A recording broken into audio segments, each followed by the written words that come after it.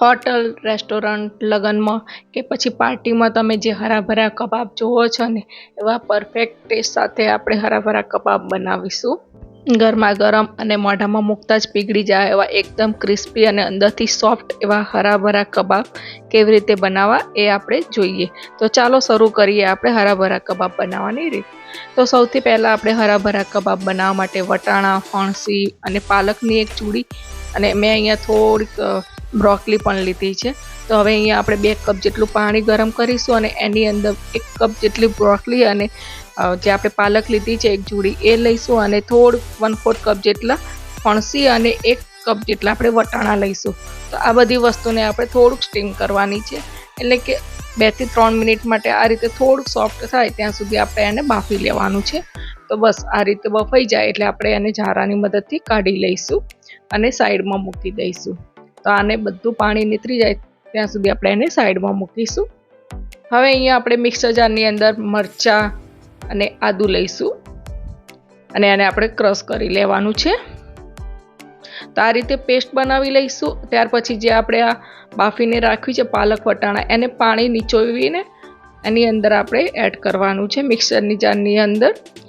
તો અહીંયા આપણે એની અધકચરી પેસ્ટ બનાવવાની છે, એકદમ ઝીણી પેસ્ટ નથી કરવાની અને અહીંયા એનો પાણીનો ભાગ પણ નથી રાખવાનો। તો બસ આ પ્રમાણેનું ટેક્સચર જોઈએ।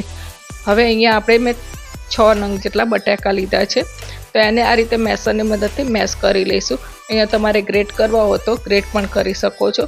તો આ રીતે લમ્સ અંદર ના રહે એ રીતે આપણે બધા જ મેશ કરી લઈશું। હવે જે આપણે આ પાલકની પેસ્ટ બનાવી છે એ એની અંદર એડ કરી દઈશું અને હવે બાકીના મસાલા કરીશું। તો અહીંયા અડધો કપ જેટલી કોથમીર, 1 ટીસ્પૂન ગરમ મસાલો લઈશું અને સ્વાદ પ્રમાણે મીઠું લેવાનું છે। ત્યાર પછી 1 ચમચી સંચળ પાવડર અને 1 ચમચી ચાટ મસાલો અને 1 ચમચી આપણે કારા મરીનો પાવડર લઈશું અને આ બધી જ વસ્તુને આપણે સારી રીતે મિક્સ કરી લઈશું અને 1 ચમચી આમચૂર પાવડર લેવાનો છે।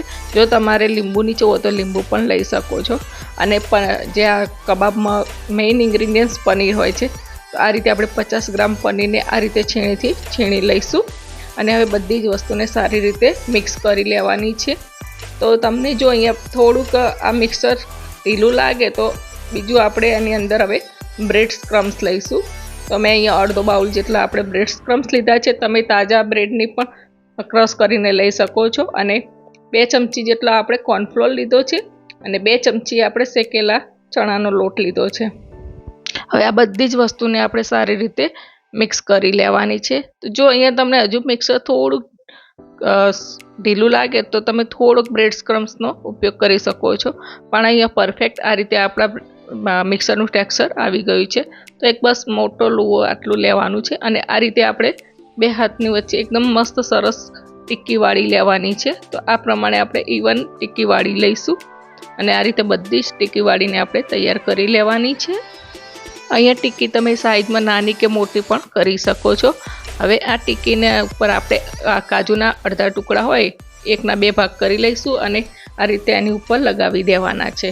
અહીંયા આપણે ટિક્કીને સેલો ફ્રાય કરીશું, ડીપ ફ્રાય નથી કરવાની। જો તમારે ડીપ ફ્રાય કરવું હોય તો ડીપ ફ્રાય પણ કરી શકો છો।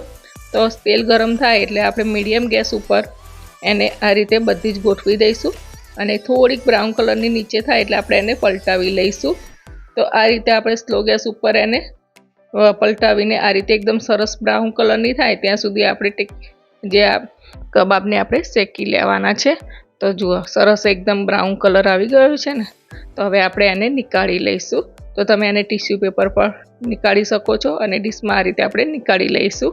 તો એકદમ રેસ્ટોરન્ટ સ્ટાઇલ એકદમ સરસ ટેસ્ટી એવી આપણી હરાભરા કબાબ તૈયાર છે, જે રેસ્ટોરન્ટમાં ખૂબ જ મોંઘા મળે છે। એ તમે ઘરે એકદમ આસાનીથી બનાવી શકો છો અને એટલા ટેસ્ટી બને છે, તમે બાળકોના લંચ બોક્સમાં પણ બનાવી શકો છો અને સાંજે ડિનરમાં પણ બનાવીને ખાઈ શકાય એટલા ટેસ્ટી બને છે। તો ફ્રેન્ડ્સ, તમે મારી આ રેસીપી કેવી લાગી એ જરૂરથી કહેજો અને મળીશું એક નવા વિડીયો સાથે। Bye, take care.